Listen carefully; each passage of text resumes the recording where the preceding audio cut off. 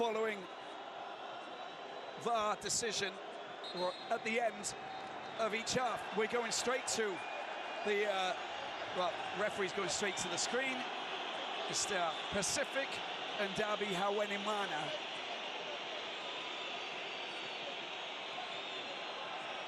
Hugo Bruce watches on. I think that he's going, okay, the scenario is good. Now, penalty, who's going to take it?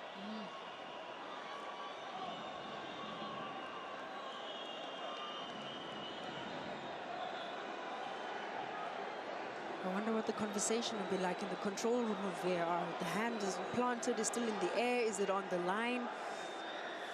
They need to get the aerial image, I think. Yeah. It's a lot better.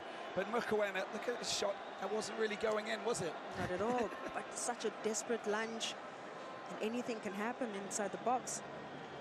He's completely miscued it. And this is a quick reaction from the referee. The verdict is right here, right now.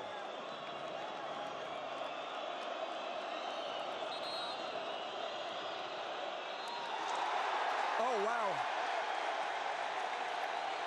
That's a big call, isn't it? Wow. No penalty. Wow. No penalty. Wow. And a free kick to Egypt. Yeah, so the only thing that I can think of is that the ball comes back. It's just kicked into him because he was falling down and it wasn't his hand, you know, going towards the ball. And his call is that, you know, it was not. But then it completely dismisses how the defenders inside the box, if there's a cross coming, they want to put their hands behind their back so that to avoid contact. It's true. It's true. Big call coming from the referee. Hugo Bruce watches on. And